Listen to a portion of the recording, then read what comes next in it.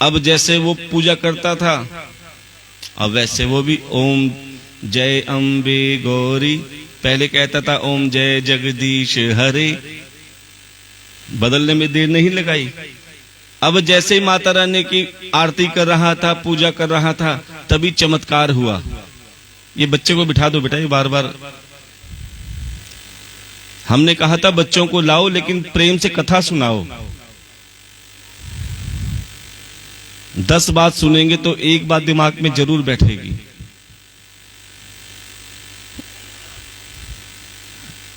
अब जैसे ही माता रानी की मूर्ति की पूजा कर रहा था, तभी चमत्कार हुआ। क्या कि प्यारे जो वो धूप दीप का धुआं था, खुशबू वाला उड़ती है ना, धुआं उड़ता है, वो उड़ते उड़ते अलमारी की तरफ जाने लगा। और अलमारी में कौन थे? अब उस व्यक्ति को गुस्सा आने लगा कि एक तो लड्डू गोपाल मेरी मनोकामना पूरी नहीं करते, मेरी सुनते नहीं हैं, अब मैं माता रानी की मूर्ति की पूजा कर रहा हूं, इसकी खुशबू भी ले रहे हैं।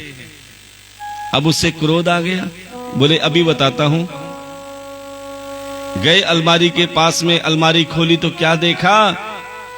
वो पूजा वाला धूप दीप का धुआं लड्डू गोपाल जी की नाक में जा रहा है। बोले अच्छा खुशबू लेते हो, अभी बताता हूं।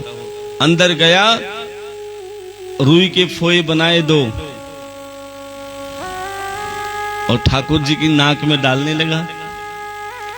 और जैसे ठाकुर जी की नाक में रुई डालने लगा, ठाकुर जी की मूर्ति में से स्वयं ठाकुर जी प्रकट हो गए। बोले अरे रुक जाओ रुक जाओ, मेरी नाक में रुई मत लगाओ, मेरा दम घुट जाएगा, मैं सांस कहां से लूंगा? बोले क्यों? अब बड़ी चिंता हो रही है सांस लेने की। जब मैं तुम्हारी पूजा करता था, अर्चना करता था, सेवा करता था, तब तुम्हें मेरी चिंता नहीं थी, मेरी मनोकामना पूरी नहीं की। अब मैं माता रानी की मूर्ति ले आया तो खुशबू भी ले रहे हो। तब ठाकुर जी कहने लगे, बेटा पहले तू खाली मूर्ति समझ के पूजा किया करता था, पहले तू खाली मूर्ति समझ के पूजा किया करता था, लेकिन आज तुझे विश्वास हो गया कि मूर्ति भी सांस ले सकती है। जब तेरे अंदर ये विश्वास हो गया कि मूर्ति में भी प्राण है, तो प्यारे जब तेरा विश्वास पक्का हुआ तो मुझे मूर्ति में से भी प्रकट होना पड़ा। कि सबसे पहले तुम्हारा विश्वास है। जब तुम्हारा विश्वास पक्का होगा तो विश्वास मानो ये केवल मूर्ति नहीं है, ये तुम्हारी हर बात सुनती है, हर मनोकामना पूरी करती है। लेकिन देखते हैं कि तुम्हारे अंदर धैर्य है कि नहीं। तुम सोचते हो कि मेरा ये काम नहीं किया, वो काम नहीं किया, हो सकता है उससे अच्छा करने की मेरे ठाकुर ने सोच रखी हो। थोड़ा धैर्य तो रखो, सब्र तो रखो। लेकिन इंसान के अंदर सब्र नहीं है। वो सोचता है हाथ में सरसों उग जाए, आज कहूं तो फट के काम हो जाए। इसीलिए मन बेचैन है, शॉर्टकट में लाभ कमाना चाहता है, और जब नहीं मिलता तो बेचैन हो जाता है। इसीलिए प्यारे सबसे बड़ा जो धन है वो मेरा गोविंद है, जिसके साथ मेरा ठाकुर है। उसे बेचैन होने की जरूरत नहीं है, उसे चिंता करने की जरूरत नहीं है। आपने देखा होगा जिसके पास सब कुछ होता है उसका मन अशांत होता है, और जिसके पास कुछ नहीं होता वो फिर भी शांत होता है। अब इधर देखो, इधर गोकुल वासी जिनके पास कुछ नहीं था फिर भी वो खुश थे। क्यों?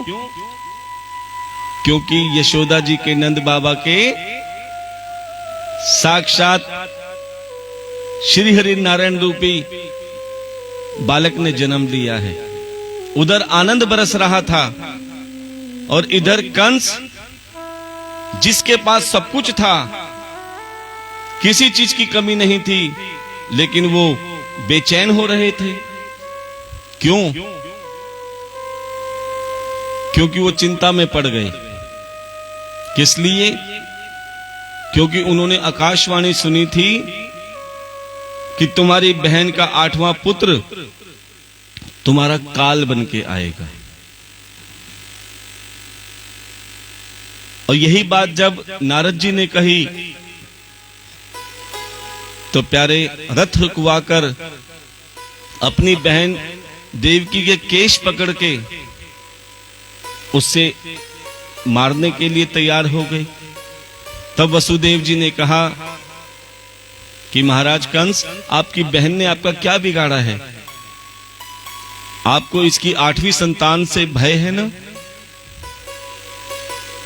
तो मैं वचन देता हूं कि मेरी सभी संतान को अपने हाथों से मारना, हम तुम्हें कुछ नहीं कहेंगे। और ये संसार जानता है वसुदेव कभी झूठ नहीं कहते।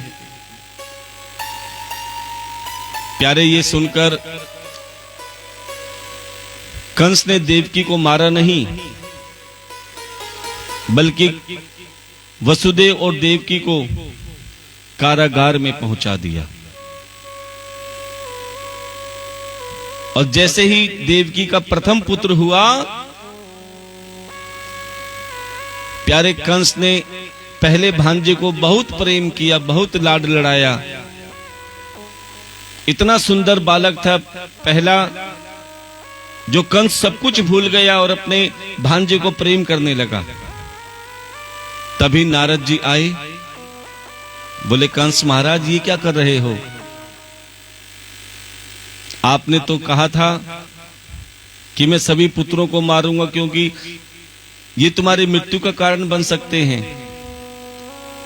तभी कंस ने कहा, नारद जी आपको भी ध्यान होगा कि आपने क्या कहा था कि देवकी का 8वां पुत्र मेरा काल बन के आएगा। अरे पहले ने क्या बिगाड़ा है? देखो कितना सुंदर बालक है, मुझे डर तो 8वें से है ना। तभी नारद जी ने कहा, क्या तुम श्री हरि नारायण भगवान जो छलिया है उसको नहीं जानते? जब समुद्र मंथन में विष निकला, विष तो भोले बाबा ने ग्रहण कर लिया, लेकिन जब अमृत निकला तो आपने देखा नहीं कि अमृत लेने के लिए भी राक्षस बीच की लाइन में आ गए। कौन थे वो? राहु। अब उस समय भी श्री हरि नारायण भगवान ने छलिया बने थे, मोहिनी का रूप धरा। और जैसे ही राहु ने वो अमृत पान किया, प्यारे उसका बीच में से ही हृदय में ना उतरे तो बीच में से ही गर्दन काट दी और वापस वो अमृत देवताओं को पहुंचा दिया। इसी प्रकार जब भस्मासुर भोले बाबा के पीछे पड़े, तब भी श्री हरि नारायण भगवान ने छलिया रूप धरा, मोहिनी बन के भस्मासुर को ही समाप्त कर दिया। क्या तुम उन श्री हरि नारायण भगवान को नहीं जानते कि कब 8वें से पहले में आ जाएं और तुम्हारा वध कर दें? प्यारे, इतना सुनकर कंस को क्रोध आ गया। जिस भांजे को वो प्रेम कर रहे थे, लाड लड़ा रहे थे, अब क्रोध में भरकर उसी भांजे को दीवार पे पटक के उसे मृत्यु का ग्रास कर दिया। इसी प्रकार 6 पुत्रों की कंस ने निर्मम हत्या कर दी। और श्री हरि नारायण भगवान ने देवकी का 7वां पुत्र रोहिणी के गर्भ में प्रविष्ट करवा दिया संकर्षण द्वारा। रोहिणी कौन? वसुदेव जी की दूसरी पत्नी, जो नंद बाबा के यहां रहती थी। और प्यारे, जैसे ही 8वां पुत्र के आगमन होने जा रहा था, तभी पूरे कारागार में चमचमाहट होने लगी, जगमगाने लगा। देवकी ने प्रभु से प्रार्थना करी कि हे गोविंद, आप किसी भी रूप में आओ और हमें कंस के अत्याचार से बचाओ। तब देवकी की प्रार्थना सुनकर श्री हरि नारायण भगवान प्रकट हुए और कहा कि मां, तू चिंता मत कर, जो मुझे प्रेम से बुलाता है मैं उसके पास उसका हर दुख दूर करने के लिए अवश्य जाता हूं। और मैं तुम्हें कंस के अत्याचार से बचाऊंगा ही नहीं, बल्कि मैं पुत्र के रूप में स्वयं तुम्हारे पास आऊंगा। अब प्यारे, जैसे देवकी का 8वां पुत्र हुआ, सभी देवी देवता पुष्प बरसाने लगे। सबके मन खिल रहे थे, कलियां महक रही थी, लेकिन कंस को इंतजार था कि कब 8वां पुत्र हो। लेकिन उससे पहले श्री हरि ने ऐसी लीला रची कि वसुदेव का भी मान रह जाए और देवकी के वचन भी मैं पूरा कर लूं। वसुदेव ने क्या कहा था कंस से, मेरे सभी पुत्रों को मारना, मैं तुम्हें हाथ भी नहीं लगाऊंगा। लेकिन देवकी को भी वचन दे दिया कि मैं तुम्हें कंस के अत्याचार से भी बचाऊंगा। दोनों काम एक साथ कैसे हों? तब श्री हरि ने लीला रची, योग माया को आदेश दिया, योग माया जाओ और वसुदेव जी के मन में बैठ जाओ, हृदय में बैठ जाओ। प्यारे, ये योग माया कौन है? आपने अपने छोटे छोटे बच्चे देखे होंगे, जब वो 1 महीने के, 2 महीने के, 3 महीने के होंगे, उस समय वो बोल भी नहीं पाते, और जब वो आराम से सोते हैं ना, आपने कभी गौर किया होगा, उन सोते हुए बालक को सोते सोते उनकी आंखों की पुतलियां हिलती हैं। कभी कभी मुस्कुराते हैं सोते हुए, कभी अचानक जोर जोर से रोना चालू कर देते हैं। ये क्यों होता है? कहते हैं उन्हें बेमाता हंसाती और बेमाता। तो ये बेमाता कौन है? ये वही योग माया है। और बच्चा रोता और हंसता क्यों है? प्यारे, जब बच्चा मुस्कुराता है ना, योग माया उसे उसके सत्कर्म दिखाती है कि खूब सत्संग में गया, कीर्तन में गया, जब समय मिला खूब कथा सुनी, और कथा में तूने खूब कन्यादान किया, खूब भंडारे में दान किया, खूब अन्न का दान किया, जल का दान किया, गरीबों के लिए खूब सेवा की। जब उसे सत्कर्म का फल दिखता है तो प्यारे वो बच्चा मुस्कुराता है। क्यों? योग माया उसे उसके सत्कर्म दिखा रही है। लेकिन जाने अनजाने में कुछ पाप कर्म भी हो जाते हैं। वही योग माया जब उसे उसके पाप कर्म दिखाती है कि तेरे घर के पास में कथा हो रही है, लेकिन तू फिर भी नहीं गया अभिमान के कारण,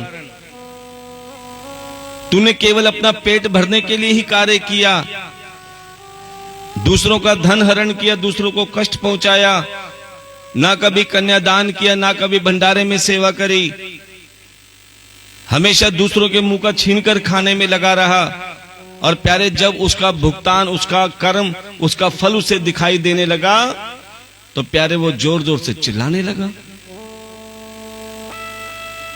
और प्यारे, ये वही योग माया वसुदेव जी के हृदय में बैठ गई, क्योंकि वसुदेव जी अपने आप तो कुछ कर नहीं पाते, क्योंकि वचनबद्ध थे, वचन दे रखा था। अब जैसे ही योग माया वसुदेव जी के हृदय में बैठी, उसी समय वसुदेव जी नींद में ही जागे। इतनी मोटी मोटी बेड़ियां बंधी थी वसुदेव जी की, लेकिन जैसे ही छोटे से लला को टोकरी में उठाने की कोशिश करी, प्यारे, तभी क्या चमत्कार हुआ, ये मोटी मोटी बेड़ियां अपने आप खुल गई।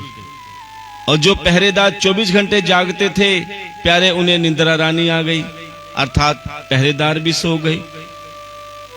और कारागार जो बंद थे प्यारे, वो ताले टूट के अपने आप खुल गए, अपने आप रास्ता बन गया। देखो, ठाकुर जी की हर लीला में कोई ना कोई शिक्षा छिपी है, कोई ना कोई रहस्य छिपा है। लेकिन शिक्षा उसे ही मिलती है प्यारे, जो कथा को ध्यान से सुनता है। इस लीला में भगवान तुम्हें क्या शिक्षा दे रहे हैं, ध्यान देना। कई लोग हमारे पास आते हैं, कहते हैं महाराज, हम किसी काम के लिए जाते तो हैं, लेकिन हमारा काम बनता नहीं है, बनते बनते अचानक रुक जाता है। तो हम उन्हीं से कहते हैं कि जब तक तुम ये कहोगे कि ये काम मेरा है, हमेशा रुकेगा। अरे, एक बार अपने ठाकुर से कहकर तो देखो कि ठाकुर, ये काम मेरा नहीं, ये काम आपका है और आपने ही पूरा करना है। फिर आप चमत्कार देख लेना। कि तुम्हारा कोई काम रुकेगा नहीं। क्यों? वो काम फिर मेरा गोविंद कर रहा होगा, मेरा ठाकुर कर रहा होगा। अब प्यारे, जैसे ही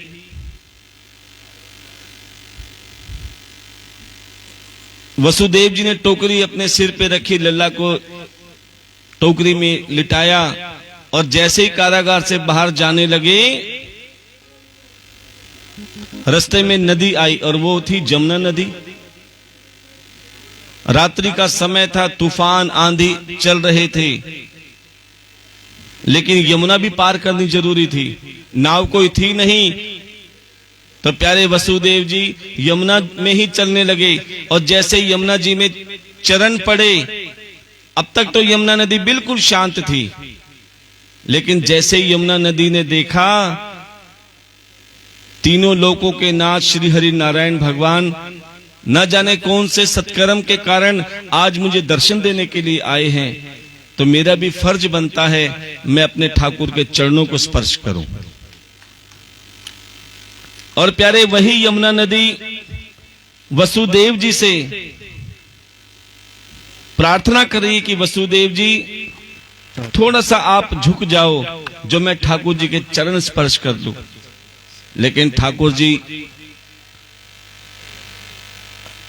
परीक्षा ले रहे हैं, वसुदेव जी को सुनाई नहीं आया। फिर भी क्या कहती है यमुना नदी?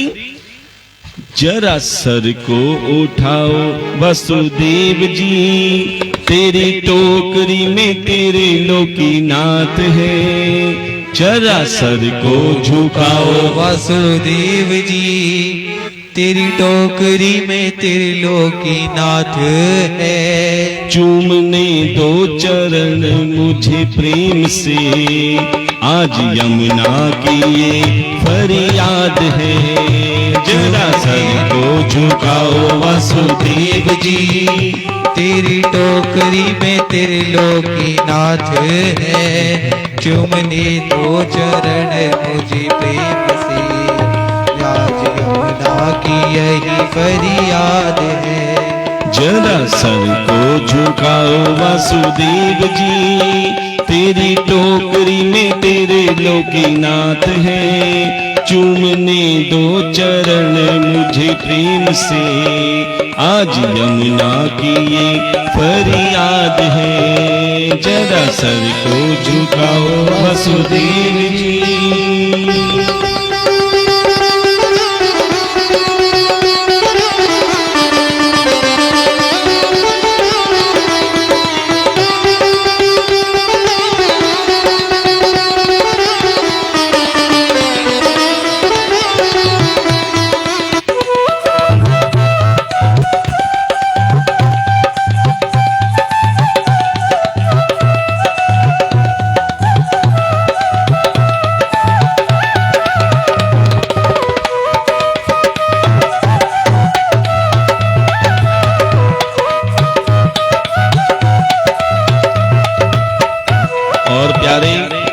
यमुना नदी छोटे से ठाकुर को याद दिला रही है, और क्या कहते हैं? राम बने गंगा तट को लांगे, मारे थे अत्याचारी हो। राम बने गंगा तट को लांगे, मारे थे अत्याचारी हो। आज ये मुझको पार करेंगे, मैं हूँ बड़ी आभारी हो। आज ये मुझको पार करेंगे, मैं हूँ बड़ी आभारी। तेरी बूंद बूंद करामात है, राधे छाई काली अंधेरी रात है।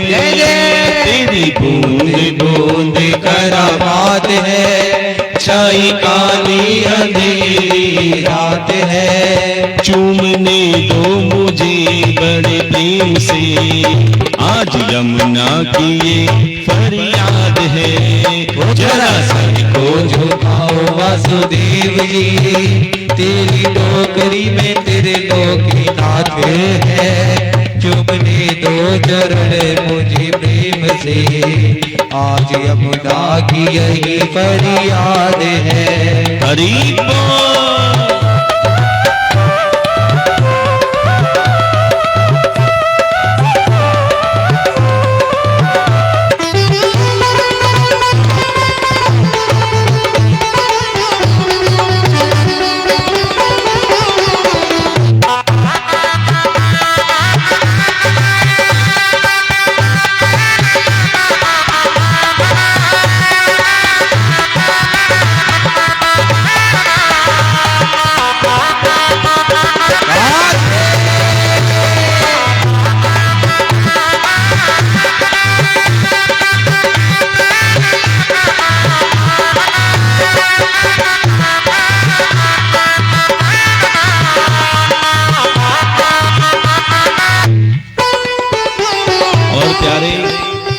जब वसुदेव जी ने सिर को नहीं झुकाया, क्योंकि उन्हें डर था कि सिर झुकाऊंगा तो कहीं छोटे से लला नीचे न गिर जाए, ये भी परीक्षा थी।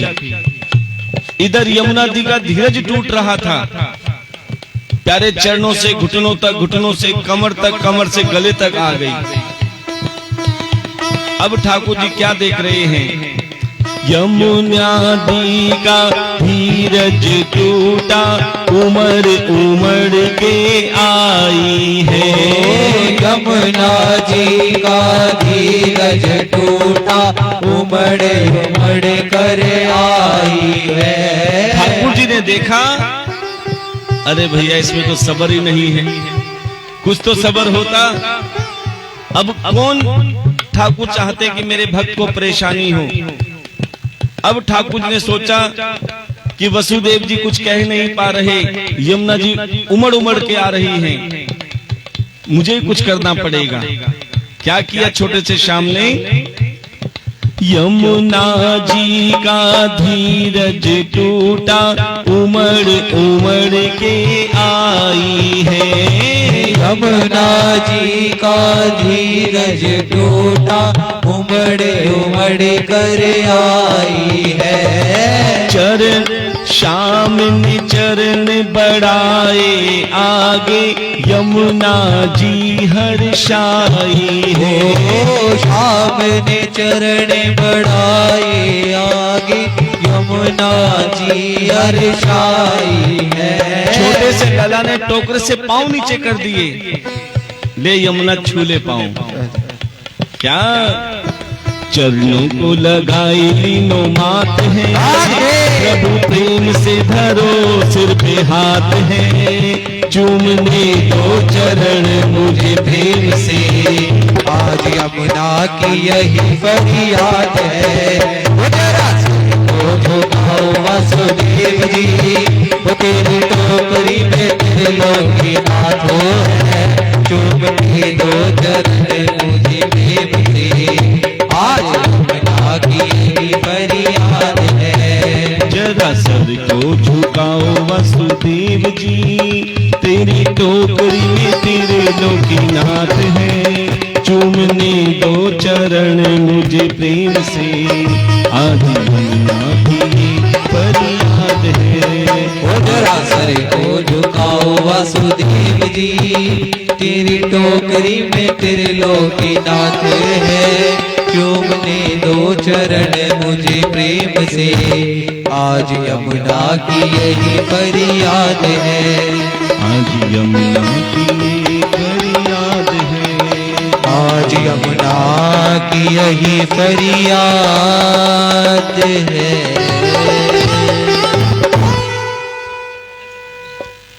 कि प्यारे जैसे ही छोटे से लला ने टोकरी में से दोनों पांव नीचे किए, प्यारे यमुना जी ने बड़े भाव से चरण स्पर्श किए, और जो यमुना उमड़ उमड़ के आ रही थी, प्यारे जैसे ही छोटे से लला के चरण स्पर्श किए, वो यमुना नदी बिल्कुल शांत हो गई।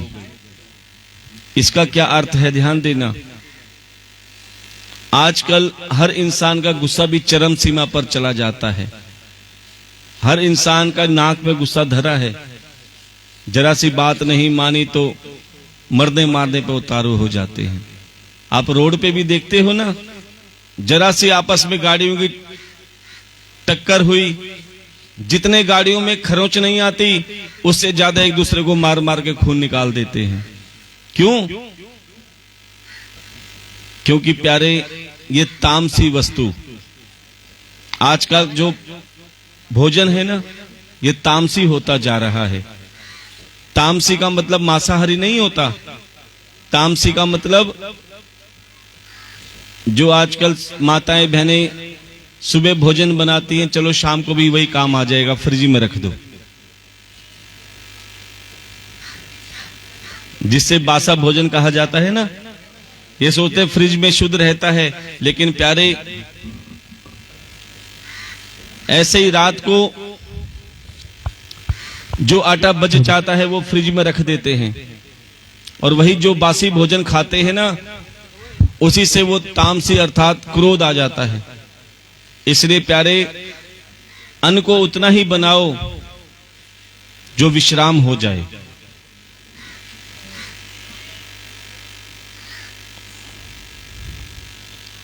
और प्यारे कि फिर भी अगर किसी में क्रोध आता है, देखो आपको बहुत बड़ी बात बता रहे हैं कि अगर आप अपने घर में शांति चाहते हो, प्रेम चाहते हो, तो एक बार ये फार्मूला अपना के देख लेना। जो यमुना नदी ने किया वो आप भी करके देख लेना कि जब तुम्हारे क्रोध की चरम सीमा हो, जैसे यमुना नदी उफन उफन के जा रही थी, लेकिन जैसे ही ठाकुर जी के चरणों को स्पर्श किया बिल्कुल शांत हो गई। जब तुम्हारे अंदर क्रोध बढ़ रहा हो, कुछ मत करना, अपने घर के मंदिर में जाना और ठाकुर जी के चरणों को पकड़ लेना।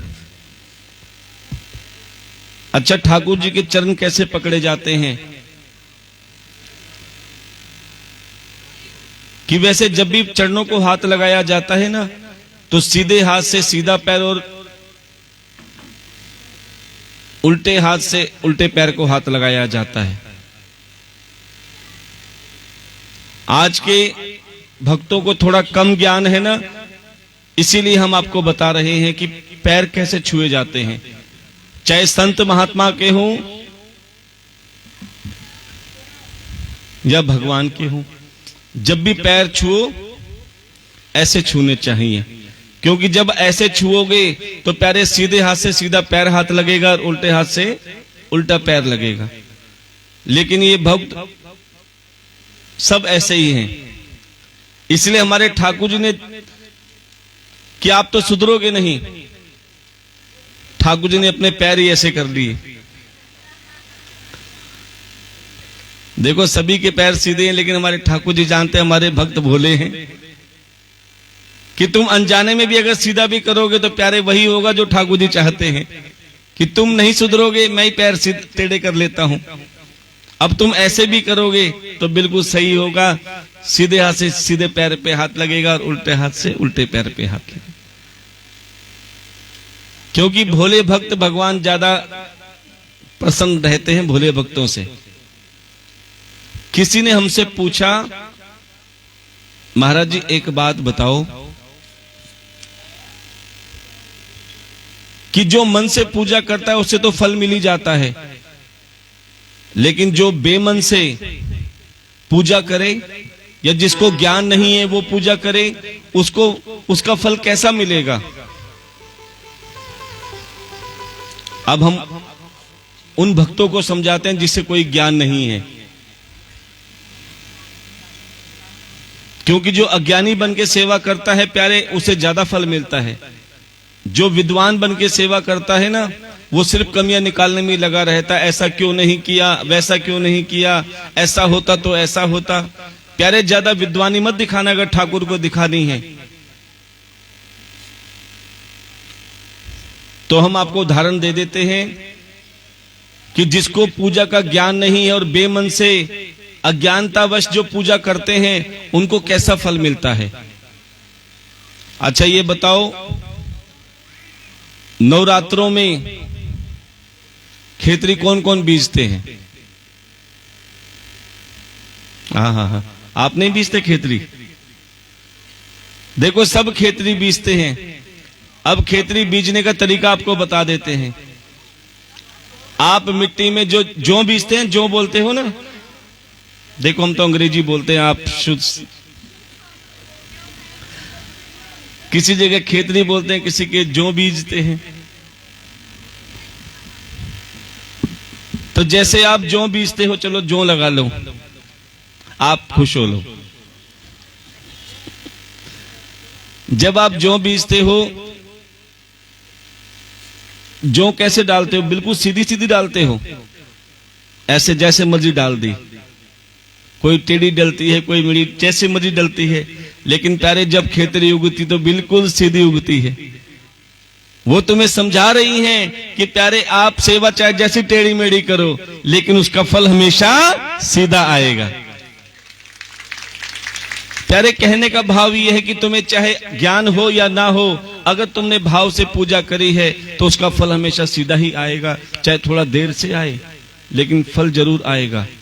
इसीलिए कहते हैं सब्र कर बंदे मुसीबत के दिन गुजर जाएंगे। सब्र कर बंदे मुसीबत के दिन गुजर जाएंगे। आज जो तुझे देखकर हंसते हैं, कल देखते ही रह जाएंगे। इसीलिए अपने नियम से चलते रहो। एक समय ऐसा आएगा प्यारे, जो आज तुम्हें देख के हंसते हैं ना, कल देखते ही रहेंगे कि वाह। इसीलिए हम आपसे बार बार कहते हैं, अपनी मस्ती में मस्त रहो, व्यस्त रहो, खाली मत बैठो, क्योंकि खाली दिमाग। इसलिए खाली भी बैठो तो भगवान के भजन में लगे रहो, क्योंकि इस भरोसे तुम्हारे ठाकुर के नजदीकता बड़ी रहेगी। अब जैसे ही वसुदेव जी गोकुल की ओर रवाना हुए, गोकुल में क्या देखा कि प्यारे यशोदा मैया के कन्या हुई है। अभी ये बात किसी को नहीं पता, स्वयं यशोदा जी को भी नहीं पता। ध्यान देना, ये परमात्मा की लीला है। इधर वसुदेव जी गोकुल में प्रवेश किया और यशोदा मैया के जो कन्या हुई थी बगल में सो रही थी, और देवकी के छोटे से लल्ला को यशोदा जी की बगल में सुलाया, और यशोदा जी की जो कन्या हुई थी उसे उठाकर वापस मथुरा कारागार में ले गए। और प्यारे जैसे ही कारागार में गए, सब कुछ वैसा हो गया जैसे पहले था। ताले अपने आप लग गए, पहरेदार जो सोए हुए थे वो जाग गए, बेड़ियां अपने आप लग गई, सुबह मानो जैसे कुछ हुआ ही ना हो। अब प्यारे जैसे सुबह हुई, कंस को पता चला कि देवकी की 8वीं संतान उत्पन्न हो गई, अर्थात मेरे काल ने, मेरी मृत्यु ने जन्म ले लिया। अब प्यारे कंस बौखलाते हुए कारागार में देवकी के पास पहुंचे, और क्या देखा, देवकी के पास में छोटी सी कन्या अंगूठा चूस रही है। देखो उस कंस को उस कन्या पर भी दया नहीं आई। जैसे उसने 6 बालक की निर्मम हत्या करी थी, ऐसे ही छोटी सी कन्या को देवकी से छीना, और जैसे दीवार में पटक के मारने जा रहे थे प्यारे, तभी वो कन्या हाथ से छूटकर आकाश में उड़ गई, और आकाश में बिजली बनकर आकाशवाणी हुई, रे कंस तू मुझे क्या मारेगा, तुझे मारने वाला तो गोकुल में पैदा हो गया है। बोलिए नंद के लाला की, यशोदा के लाल की। अब प्यारे जैसे ही कंस को पता चला कि मेरे काल ने, मेरी मृत्यु ने गोकुल में जन्म ले लिया है। अच्छा आपको बता दे सज्जनों कि जो कन्या हाथ से छूटकर आकाशवाणी अर्थात बिजली बनी, ये कौन थी? प्यारे जो आप नवरात्रों में पूजा करते हो ना, चामुंडा जी, दुर्गा जी, शैलपुत्री, ब्रह्मचारिणी, कात्यायनी, चंद्रघंटा, स्कंद माता, लक्ष्मी, गौरी, दुर्गा, जितने भी नामों से आप जानते हो, जितने भी 108 नामों की पूजा करते हो, प्यारे ये वही दुर्गा महारानी है। बोलिए सच्चियां जोता वाली माता तेरी। और प्यारे आपको बता दें कि नवरात्रे रखने का हक किस किस को है। एक एक बात को ध्यान से सुनना। नवरात्रे कौन कौन रख सकते हैं? प्यारे नवरात्रे वही रखने का हकदार रखते हैं जो कन्या का सम्मान करना जानते हैं। आजकल आप देख रहे हो दिन प्रतिदिन कन्याओं की गिनती कम होती जा रही है।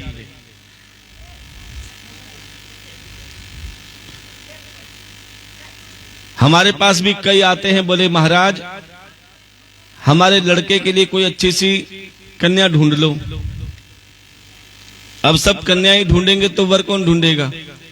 सबके लड़के ही लड़के हैं।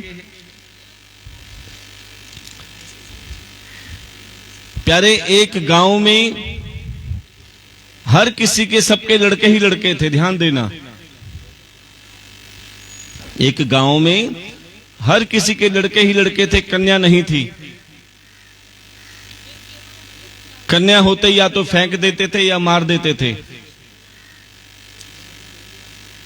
अब वहां पर एक सेठ जी थे। नवरात्रे आए, जो बीजी, और कहते हैं अष्टमी नवमी को जब कन्या पूजन होता है ना, क्या जिमाते हैं उसमें? कन्या। लेकिन पूरे गांव को ढूंढ मारा, किसी घर में कन्या नहीं। अब तो वो हैरान हो गए कि भैया ये भी नवरात्रों को पूजन कैसे संपन्न होगा जब तक कन्याएं नहीं मिलेंगी। लेकिन तभी एक व्यक्ति ने कहा कि फलाने गांव में एक व्यक्ति के घर में 12 कन्याएं हैं। कितनी? अब वो सेठ जी सोचने लगे, ओहो सारा काम एक ही जगह हो गया। अब वो गए उस गांव में, जिस गांव में 12 कन्याएं रहती थी। अंदर गए तो क्या देखा? एक सरदार जी थे जिनके घर में वो 12 कन्याएं थी। वो व्यक्ति कहने लगा, सरदार जी आपके घर में ये 12 कन्याएं कैसी हैं? छोटी छोटी कन्याएं खेल रही थी। तो वो, हाँ जी बातें ना करो।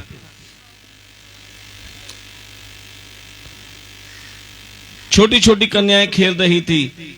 उस व्यक्ति ने सरदार जी से पूछा, सरदार जी ये कन्या कैसी हैं? सरदार जी कहते हैं, महाराज मेरी तो अभी शादी भी नहीं हुई। ध्यान देना, सरदार जी कहते हैं मेरी तो अभी शादी भी नहीं हुई। बोले तो ये 12 कन्याएं कैसी हैं? बोले कोई मंदिर की सीढ़ी पे छोड़ जाता है कन्या को, मैं वहां से ले आके उसकी सेवा करता हूं। कोई कूड़े के ढेर में छोड़ गया कन्या को, मैं उधर से लेके सेवा कर रहा हूं। कोई खेत में मिली, कोई नाली में पड़ी मिली, कोई कहीं मिली, कोई कहीं मिली। भगवान ने मुझे इसी सेवा के लिए चुना। जहां भी मुझे कन्या मिलती है मैं से उठा के उसकी सेवा करना लग जाता हूं। ये सुनकर वो व्यक्ति बड़ा आश्चर्यचकित हो गया। और प्यारे आज भी ऐसा ही हो रहा है। अब एक कन्या बैसाखी के सहारे चल रही थी। दोनों हाथों में बैसाखी पकड़ के लंगड़ाते हुए आ रही थी। उस व्यक्ति ने कहा, सरदार जी इस कन्या को क्या हुआ? बोले महाराज क्या बताऊं, मैं इन 11 कन्याओं की भोजन की व्यवस्था करने जा रहा था, तभी एक लंबी कार मेरे आगे आके खड़ी हो गई। मैंने सोचा शायद कन्याओं के लिए कुछ दान राशि देगी जिससे कन्याओं का भोजन की व्यवस्था होगी। क्या हुआ? उस कार का शीशा नीचे हुआ, इतनी बड़ी अटैची जोर से बाहर फेंक दी। मैंने सोचा शायद उसमें पैसे होंगे, लेकिन प्यारे जैसे ही मैंने अटैची खोली क्या देखा, उसमें भी छोटी सी कन्या। और प्यारे वो गाड़ी लेकर भाग गए और उसी अटैची के फेंकने से प्यारे उस कन्या के दोनों पैर टूट गए। प्यारे ये वो कन्या है जिसकी मैं सेवा कर रहा हूं। अब प्यारे इतना देखते ही जो व्यक्ति उसके घर में आया था आंसुओं से तरबतर हो गया। बोले सरदार जी मुझे ये कन्या दे दो, मुझे ये कन्या दे दो। सरदार जी कहते हैं 11 कन्याएं और भी तो हैं, तुम्हें यही कन्या क्यों चाहिए? बोले वो जो गाड़ी वाले नालायक पति पत्नी थे वो हम ही थे, क्योंकि हमने बेटों की चाह में प्यारे वो बेटी फेंक दी और आज पता चला कि प्यारे हमें नवरात्रों की पूजा करने का भी हक नहीं। कहते हैं जो कन्याओं का सम्मान नहीं कर सकते, जो कन्याएं या महिलाएं, कहते हैं जिस घर में बेटी मां या पत्नी जिसके आंसू आ जाएं प्यारे समझ लेना उस घर में लक्ष्मी विदा हो जाती है, बरकत नहीं होती। इसीलिए जिस घर में स्त्री की कदर होती है, जिस घर में लक्ष्मी की कदर होती है प्यारे उधर श्री हरि नारायण भगवान रहते हैं, उधर 33 कोटि देवी देवताओं का वास होता है। अब प्यारे इधर कंस बेचैन हो रहा है कि गोकुल में मेरे काल ने जन्म लिया। तभी प्यारे कंस ने पूतना को बुलाया और पूतना आई। पूतना कौन थी? पूतना राक्षसी थी। बोले महाराज क्या आज्ञा है? बोले मेरे काल ने गोकुल में जन्म लिया है लेकिन कहां लिया है ये नहीं पता, इसलिए पूतना एक काम करो, गोकुल में जितने भी नवजात शिशु हैं सबका वध कर डालो। पूतना हंसी, बोले महाराज चिंता मत करो, मैंने बड़े से बड़े राजा महाराजा बलराजा का वध कर दिया, ये तो छोटा सा बालक है, मैं अभी गई और अभी आई। पूतना कौन थी? प्यारे पूतना राक्षसी थी।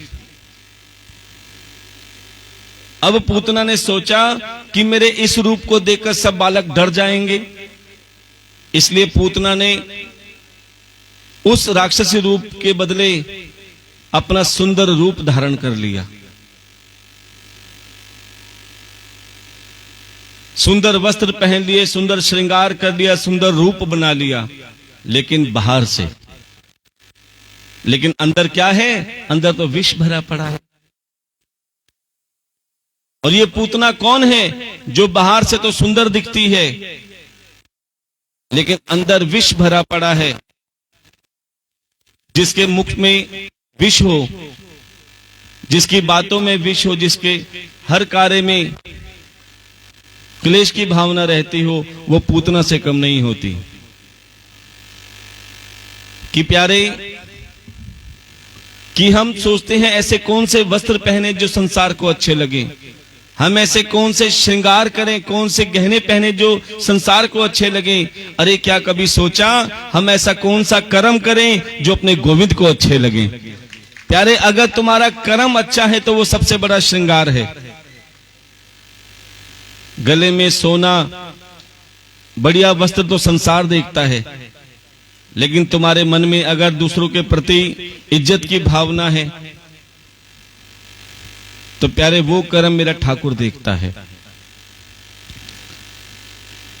अब पूतना जा रही है, चाहे अनजाने में जा रही है ठाकुर के पास। बड़े ध्यान से सुनना, भगवान कहते हैं तू आ तो सही। अरे चाहे तू विष लेके आ, चाहे बुराई लेके आ, चाहे कोई कमी निकालने आ। देखो कई लोग कथा में कई भाव से आते हैं, कई आते हैं चलो टाइम पास के भाव से आए कि 3 घंटे घर में सोएंगे, आराम से 3 घंटे टाइम पास होगा। कौन कौन टाइम पास के भाव से आया है? क्यों? क्योंकि भागवत कथा टाइम पास का साधन, ये तो जीवन संवारने का साधन है। कई लोग सिर्फ कमियां निकालने आते हैं। ध्यान देना, एक महिला जो भी कथा में जाती थी, जिस कथा में जाती थी, वो कथा कम सुनती थी, कमियां ज्यादा देखती थी। ओहो ये टेंट तो फटा हुआ है, यहां तो बैठने की भी व्यवस्था नहीं है, कोई तैयारी नहीं कर रखी, कैसे कथा करते हैं ये? कथा में ध्यान नहीं है प्यारे, कमियों में ध्यान है। ये आजकल चलने लगे हैं बड़े बड़े पंडाल, बड़े बड़े झूमर, बड़े बड़े स्टेज। आपको बता दे सज्जनों, सुखदेव भगवान ने एक वट वृक्ष के नीचे बैठकर कथा सुनाई थी। उस समय ना कोई साउंड था, ना कोई ऑर्केस्ट्रा था, ना कोई टेंट था। हाँ था तो भाव। आजकल भाव कम है और दिखावा ज्यादा है।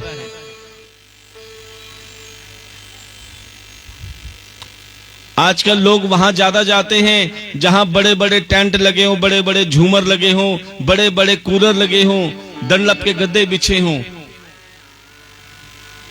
एक महिला रोज विशाल कथा में जाती थी जहां बड़े बड़े झूमर लगे हुए थे। रोज जाती तैयार होके। पतिदेव कहते, अरे भगवान कहां जा रही है? बोले महाराज मैं कथा में जा रही हूं। बोले कथा में? कैसी कथा? बोले क्या बताऊं, इतना बड़ा टेंट लगा हुआ है, ये बड़े बड़े झूमर लगे हैं, बड़े बड़े कूलर लगे हैं। हाँ जी, बातें ना करें। ये बड़े बड़े झूमर लगे हैं, ये डंडलप के गद्दे में बैठती हूं मैं। तब पतिदेव कहते हैं, अरे भगवान क्या तू यही देखने जाती है?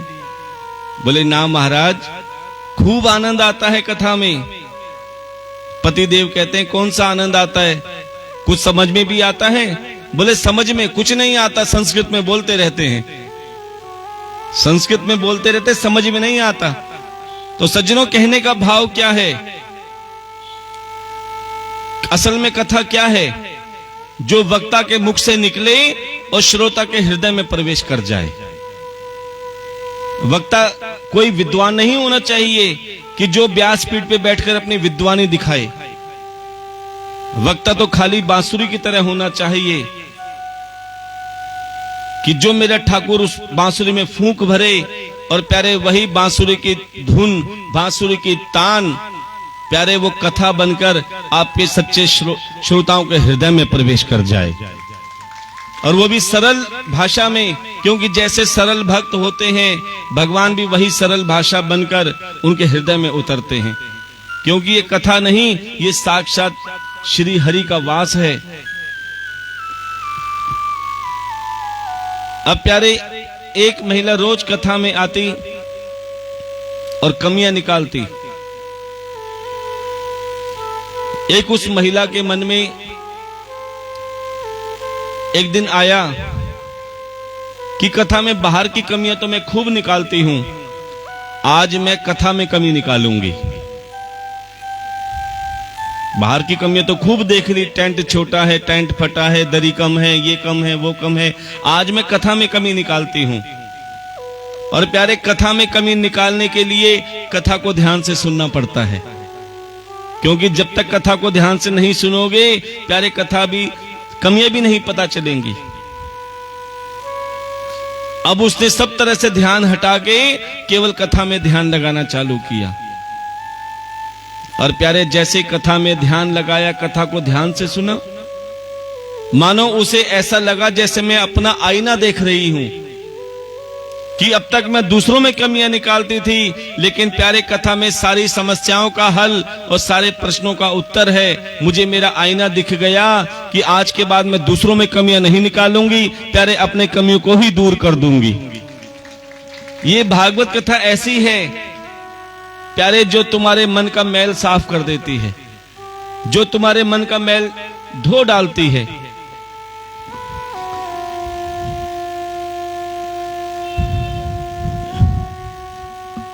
क्योंकि प्यारे, जब तक तुम्हारे अंदर मन में मैल रहेगा, साक्षात ठाकुर जी सामने होते हुए भी तुम्हें दिखाई नहीं देंगे।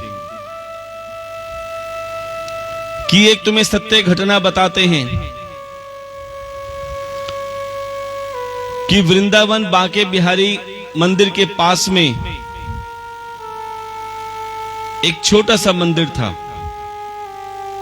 लेकिन वहां पर आपने देखा होगा, छोटे छोटे मंदिर में भी कई कई पुजारी होते हैं।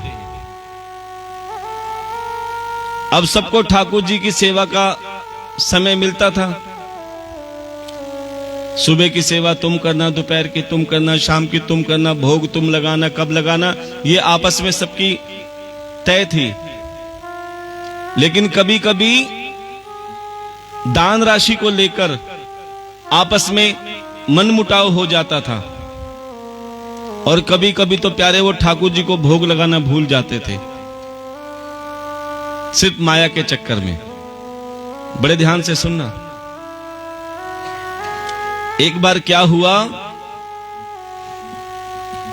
दिन का सारा कार्य हो गया, लेकिन जैसे रात्रि को शयन कराने की बारी आई और शयन से पहले भोग लगता है ठाकुर जी को, अब उसी समय आपस में पुजारियों में बहस छिड़ गई, और उसी बहस में ठाकुर जी को भोग लगाना भूल गए।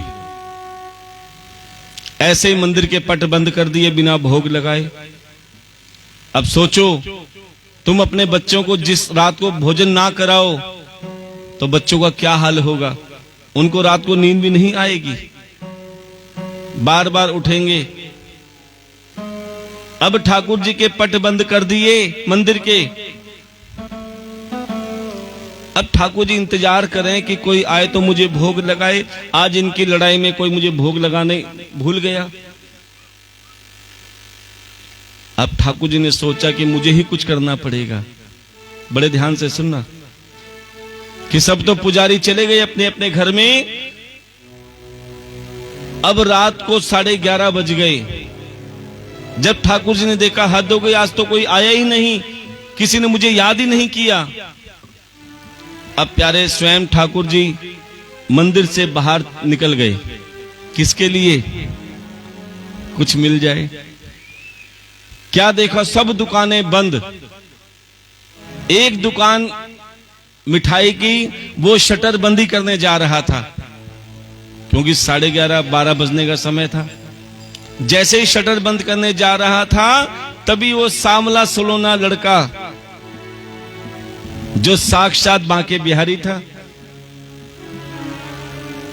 छोटे से लड़के के रूप में उस दुकानदार के पास पहुंचा।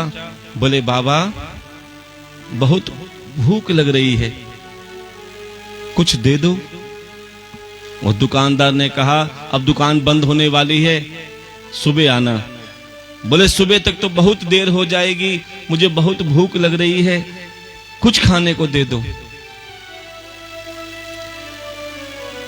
अब उस दुकानदार को तरस आ गया, उसका सांवला सोलना रूप, भोला भाला चेहरा देखकर। बोले, क्या खाओगे? अब रोज पेड़ों का भोग लगता था बांके बिहारी को। बोले, मुझे पेड़े बहुत अच्छे लगते हैं, बाकी जो तुम्हारी इच्छा है वो दे देना। अब दुकानदार ने पूछा, कुछ लाए हो?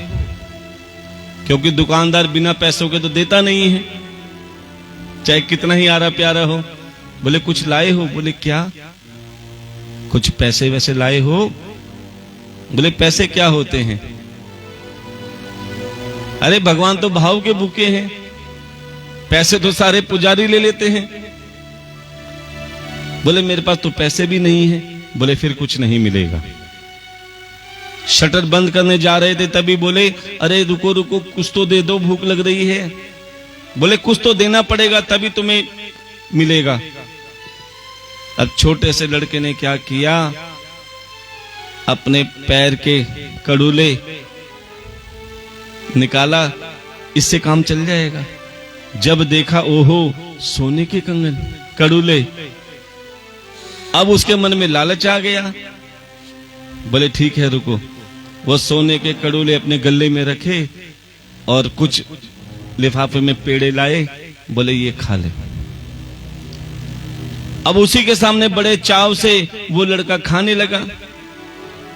जब पेट भर गया, अच्छा लाला जी चलता हूं।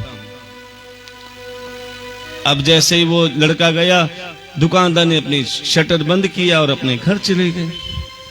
जैसे ही सुबह शटर खोला तो पूरे बाजार में चर्चा हो रही थी, क्या? मंदिर में ठाकुर जी का एक कड़ूला चोरी हो गया। क्योंकि धीरे धीरे सब जगह बात फैल गई। सब जगह शोर मच गया कि मंदिर में ठाकुर जी की मूर्ति का एक पैर का कड़ूला चोरी हो गया। अब सब जगह जब चर्चा हो रही है, वो दुकानदार बार बार गले में देखे वो कड़ूला, बोले भाई अब तो मैं फंस गया, ये क्या हुआ मेरे साथ, अब तो मैं मंदिर लेके जाऊंगा तो भी मुझे पकड़ लेंगे। अब वो इंतजार करने लगा कि जब वो लड़का दोबारा आएगा तो दे दूंगा। अब कई दिन तक ऐसे ही चलता रहा, चर्चा चलती रही। अब कुछ दिन बाद रात को फिर क्या हुआ, पुजारी में फिर झगड़ा हो गया और प्यारे फिर वो भोग लगाना भूल गए। अब दुकानदार सोच रहा था कि वो लड़का कौन चोर होगा जो कड़ूला लेके आया होगा, आने दो उसे, कभी पकड़ूंगा तो मंदिर में ले जाके दिखा दूंगा। अब तो प्यारे जब भोग लगाना भूल गए, अब वो ठाकुर जी ने सोचा भैया एक ही दुकान देर तक खुलती है। ठाकुर जी फिर पहुंच गए, छोटे से लड़के के रूप में, सांवला सुलोना रूप। कोई शटर बंद करने का समय हो रहा था। बोले लाला जी भूख लग रही, पहचाना मुझे? अब तो जैसे ही लाला जी ने देखा, रे ये तो वही लड़का है जो चोरी करके लाया था, मुझे कड़ूले दे गया। बोले बेटा तू अंदर आ जा, अंदर तेरे को दूंगा पेड़े। अब प्यारे जैसे ही वो सांवला सोना लड़का दुकान के अंदर गया, लाला जी ने शटर बंद कर दिया। बोले अब मंदिर खुलने दे, फिर बताऊंगा तेरे को ले जाके। दूसरा पैर देखा, एक पैर नंगा था और एक पैर में कड़ूला था। बोले जरूर यही दोनों चुरा के लाया होगा। अब प्यारे जैसे सुबह हुई, जैसे ही मंदिर दुकान खोलने जा रहा था, वो लाला जी फिर चर्चा होने लगी। बोले पहले कड़ूला चोरी हुआ था, अब तो मूर्ति की मूर्ति गायब हो गई। पहले तो खाड़ी कड़ूला चोरी हुआ था, अब तो मंदिर में से मूर्ति गायब हो गई। क्योंकि प्यारे पहले पेड़ा खा के वापस चले गए थे ठाकुर जी, अब तो उन्होंने ठाकुर जी को बंद करके रखा था। अंदर देखा, शोर मचने लगा, वाकई मूर्ति गायब है। अब तो चुपचाप अंदर गया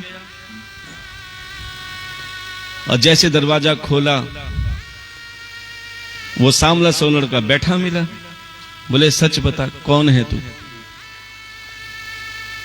बोले जिस भाव में तुमने मुझे देखा, मुझे कोई चोर भी कहता है, क्योंकि मैं हर कार्य करता हूं जब मेरा भाव, जब मेरा मन होता है, जब मेरा भक्त बुलाता है, मैं सारे काम करता हूं।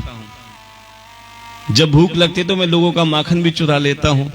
राजी राजी कोई दे दे तो अच्छी बात है। अब प्यारे जब देखा कि अपने गले में से कड़ूला निकाला और प्यारे उसके पैरों में से जैसे ही बांधा, तो प्यारे वो अंतर ध्यान हो गए।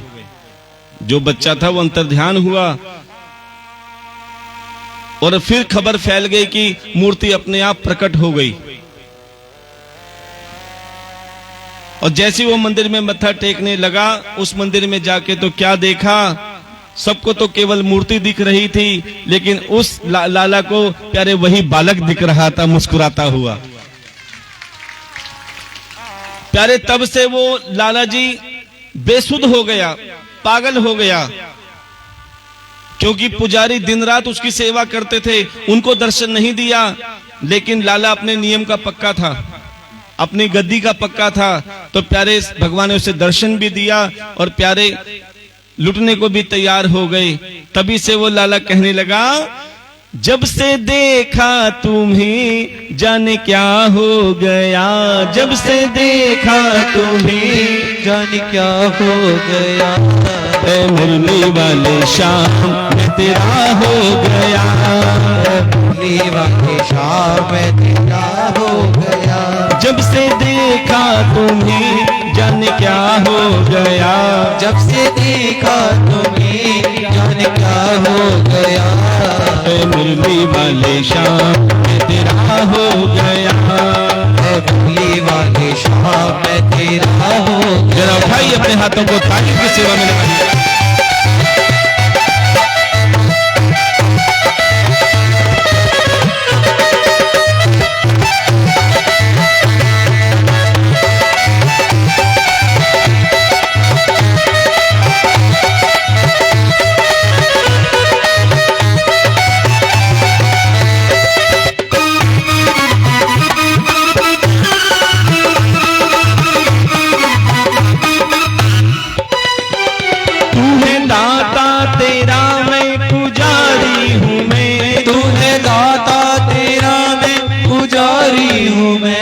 तेरे दर का ही सादा भिखारी हूँ मैं, तेरे दर का ही सादा भिखारी हूँ मैं। तेरी चौखट पे दिल ये मेरा खो गया, तेरी चौखट पे दिल ये मेरा हाथ खो गया। मुरली वाले शाम मैं तेरा हो गया, मुरली वाले शाम मैं तेरा हो गया। जब से देखा तुम्हें जान क्या हो गया, जब से देखा तुम्हें जान क्या हो गया। मुरली वाले शाम मैं तेरा हो गया। मुरली वाले शाम मैं तेरा हो गया। जरा उठाइए अपने हाथों को तालियों की सेवा में लगा दीजिए।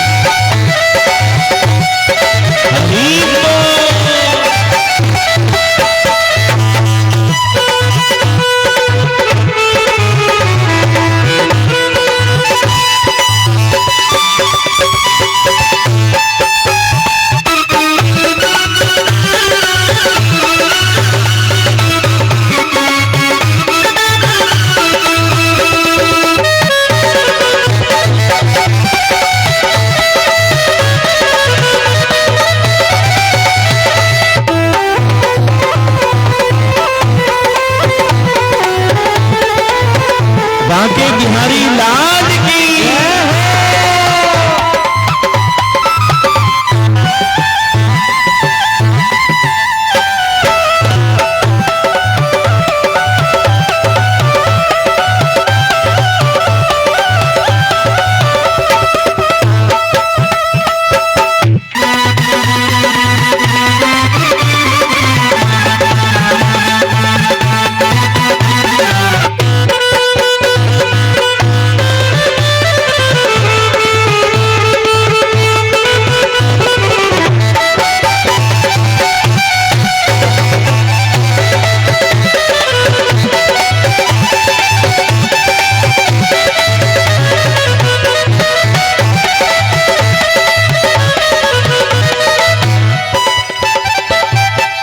जब से मुझको तेरी शाम में भक्ति मिली, जब से मुझको तेरी शाम में भक्ति मिली। मेरे मुरझाए मन में है कलियां खिली, मेरे मुरझाए मन में है कलियां खिली। जो न सोचा था देखा वही हो गया, जो न सोचा था देखा वही हो गया। मुरली वाले शाम मैं तेरा हो गया, मुरली वाले शाम मैं तेरा हो गया। जब से देखा तुम्हें जाने क्या हो गया, जब से देखा तुम्हें जाने क्या हो गया। मुरली वाले शाम मैं तेरा हो गया, मुरली वाले शाम मैं तेरा हो गया। मुरली वाले शाम मैं तेरा हो गया। प्रेम से बोलना पड़ेगा, जय जय श्री राधे। जोर से बोलना पड़ेगा। जय जय श्री राधे। अब प्यारे, जैसे ही पूतना गोकुल में पहुंची, ध्यान देना, गोकुल वासु ने देखा इतनी सुंदर महिला, कहने लगे देवी आप कहां से आई हैं? अब पूतना ने सोचा कि मैं तो राक्षसी हूं, मुझे सब राक्षसी राक्षसी कहते हैं, ये देवी कहकर क्यों बुला रहे हैं? तो प्यारे ठाकुर कहते हैं कि जो मेरी राह पर चलता है ना, चाहे दुनिया कितना ही अपमान करे, लेकिन एक न एक दिन मैं उसका सम्मान जरूर कराता हूं। कोई बात नहीं, विष लेके आई है तो क्या हुआ, आई तो मेरे पास है ना, तो मैं तुझे देवी कहकर भी बुलवाऊंगा और आगे देखती रहना क्या क्या होगा तेरे साथ। अब पूतना कहने लगी कि मेरा नाम पूतना है, मैं मथुरा नगरी से आई हूं और मुझे मथुरा नरेश कंस ने भेजा है। क्यों? क्योंकि मुझे ऐसा वरदान प्राप्त है, जिस किसी को मैं अपना एक बार दुग्ध पान करा दूं वो शत आयु हो जाता है, अर्थात सैकड़ों वर्ष का हो जाता है। तब तो गोकुल वासियों ने कहा कि देवी आप बहुत अच्छे स्थान पे आई हैं। हमारे नंद बाबा के यहाँ एक नहीं दो दो छोरा ने जन्म दिया है। आप आइए।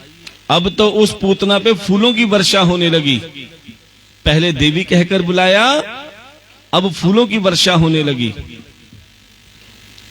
क्यों? जितना करीब जा रही थी ठाकुर जी उसका सम्मान उतना करवा रहे थे। अब जैसे ही नंद जी के यहाँ पे पूतना पहुंची तो क्या देखा, वहां तो बहुत भारी उत्सव मन रहा था, जैसे आप सभी ने मनाया। सब कह रहे थे नंद के आनंद भयो, यशोदा के लल्ला भयो। अब प्यारे खूब आनंद बरस रहा था और पूतना वहां पे आई, मौका देख रही थी। क्या देखा? यशोदा जी की गोद में सुंदर सा बालक, बड़े प्रेम से यशोदा जी खिला रही हैं।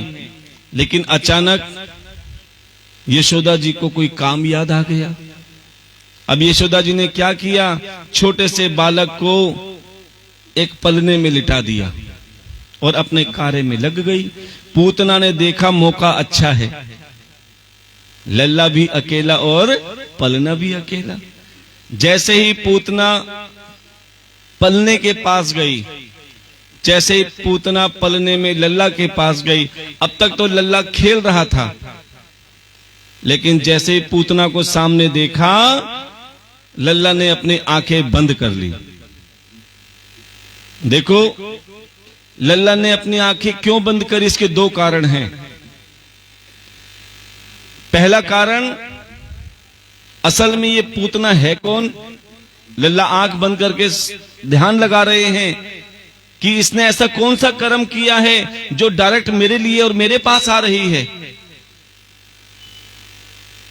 और जो सदगति मैं यशोदा मैया को देना चाहता हूं, आज वही सदगति पूतना को भी मिलने जा रही है। ये असल में कौन है पूतना? एक कारण तो ये। दूसरा कारण क्या था आंखें बंद करने का? कि अगर मेरी नजर पूतना से लड़ गई, देखो बांके बिहारी मंदिर में आपने सुना होगा कि बांके बिहारी से नजर बड़ी मुश्किल से मिलती है। क्यों? बार बार पर्दे लगते हैं, बार बार मेरे जैसे मोटे मोटे पंडित जी आगे आ जाते हैं, और कभी कभी पूरा परिवार जब बांके बिहारी मंदिर में जाता है ना, तो गुल्लू के पापा खो जाते हैं भीड़ में। अब गुल्लू की मम्मी पापा को ढूंढना चालू कर देती है। अब पापा मिले तो गुल्लू की मम्मी गायब, अब मम्मी को ढूंढा तो बच्चे गायब। अब वहां जाकर भी एक दूसरे को ढूंढने में, देखने में लगे रहते हैं। ठाकुर जी से नजर ही नहीं मिलती। अरे प्यारे, जब वहां पर जाओ तो किसी को मत देखो। और कई तो महान आत्माएं क्या करती हैं, पूरे रास्ते तो सब कुछ देखती हुई जाती हैं, सेल्फी बनाती हैं, कैमरे में वीडियो बनाती हैं, अब जैसे बांके बिहारी मंदिर में जाती हैं तो आंख बंद कर लेती हैं। ध्यान देना, आपको बता रहे हैं, कभी भी बांके बिहारी मंदिर में जाओ, सामने खड़े होकर आंखें बंद मत करना। अरे संसार को देखने के लिए तो तुम आंखें खोलते हो, और जिसको देखने के लिए आए हो उसके सामने आंखें बंद कर ली। प्यारे, आंखें खोल के रखो। कितनी बार पर्दे लग जाएं चिंता मत करना, कितनी बार पंडित जी आगे आ जाएं चिंता मत करना, क्योंकि अगर वाकई तुम ठाकुर जी को देखने के लिए आए हो, नैन से नैन लड़ाने के लिए आए हो, तो मेरा ठाकुर भी इंतजार कर रहा है। अरे कोई मेरा बन के तो आए, कोई मेरे लिए तो आए। प्यारे, जब तुम्हारे नैन मेरे ठाकुर जी से लड़ जाएंगे, बांके बिहारी से तुम्हारे नैन लड़ गए, तो विश्वास मान लेना, फिर तुम वहां से अकेले नहीं आओगे, मेरा ठाकुर पल्लू लग के तुम्हारे साथ साथ आ जाएगा। बोलिए बांके बिहारी लाल की जय हो। फिर तुम्हारे आंगन में चाहे लड्डू गोपाल के रूप में, चाहे राधे रानी के रूप में, किसी भी रूप में मेरा ठाकुर तुम्हारे साथ साथ जरूर आएगा। अब प्यारे,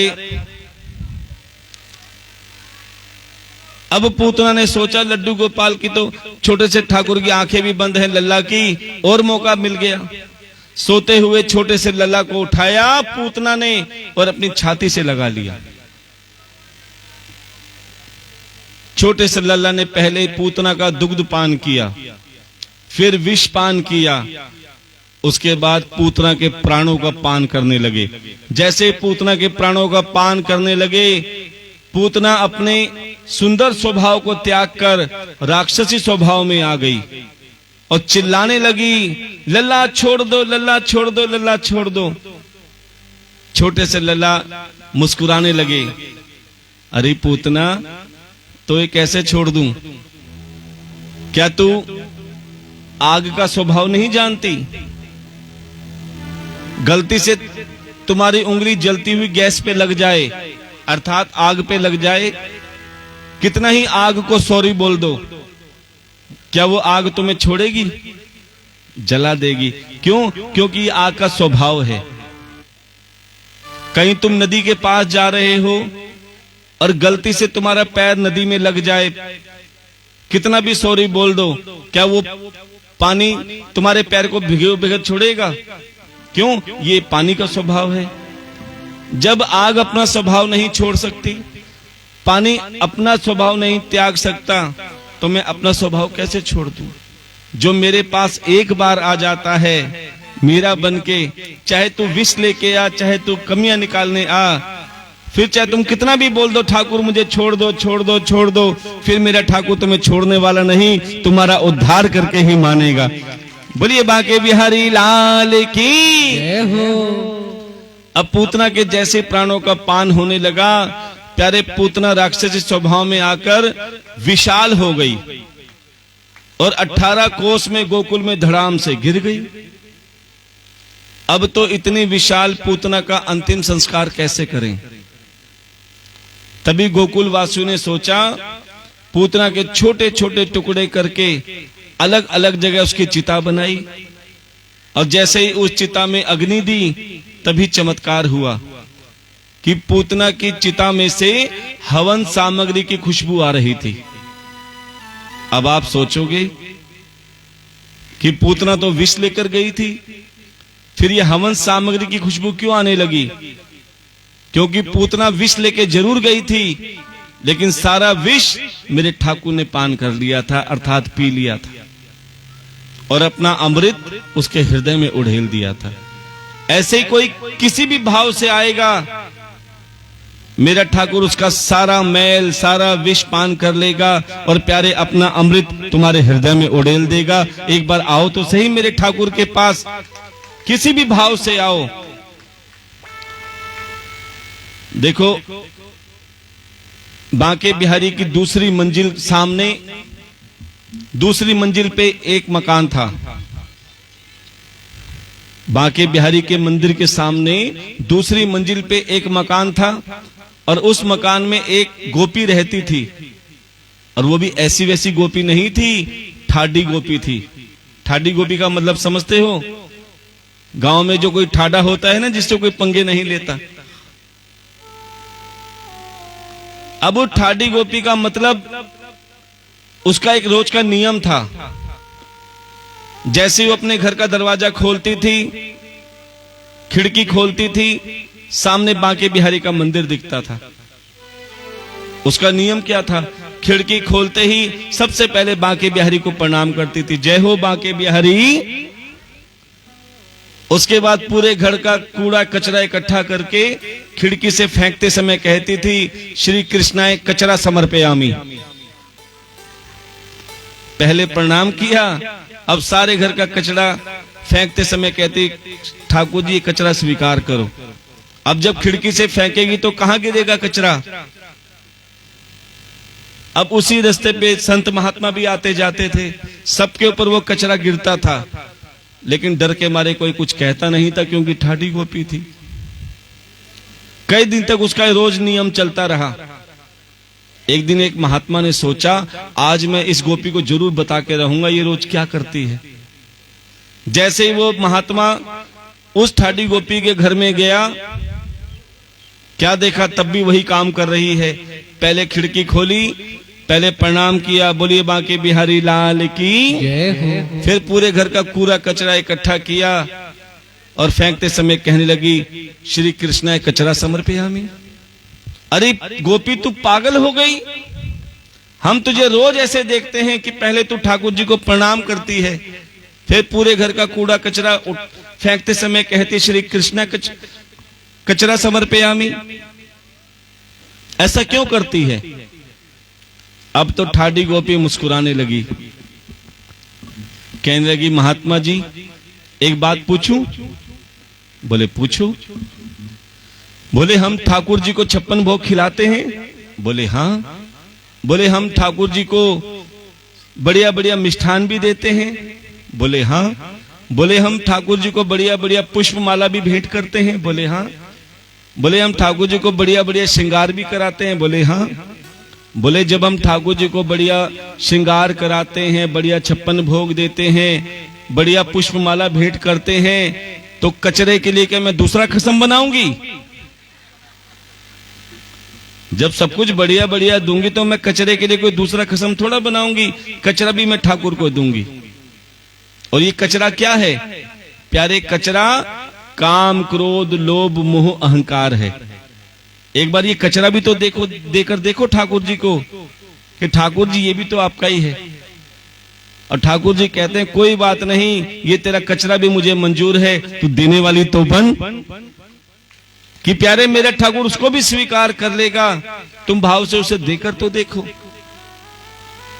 अब सज्जनों आपको बता देते हैं कि ये पूतना असल में कौन थी। ये पूतना राजा बलि की कन्या रत्नावली थी। अभी 2 दिन पहले वामन भगवान का सारांश आपको बताया कि वामन भगवान ने 3 पग भूमि राजा बलि से मांगी थी। और जब वामन भगवान छोटे से बालक के रूप में राजा बलि की सभा में गए, तो राजा बलि की पुत्री रत्नावली ने जैसे ही छोटे से बालक को देखा, उसका सुंदर रूप देखकर मन में विचार किया, ओहो इतना सुंदर बालक, मेरा मन करता है मैं इस बालक को अपना दुग्ध पान कराऊं। ध्यान देना, किसी को बताया भी नहीं, केवल मन में इच्छा जागृत की थी। भगवान ने कहा चिंता मत कर रत्नावली, तेरी ये इच्छा मैं जरूर पूरी करूंगा। लेकिन जैसे ही कुछ समय बाद में छोटे से वामन भगवान ने 3 पग में राजा बलि का सब कुछ हर लिया, तो उसी राजा बलि की पुत्री रत्नावली को क्रोध आ गया, ऐसे बालक को तो मैं अपने दुग्ध में विष दे दूं।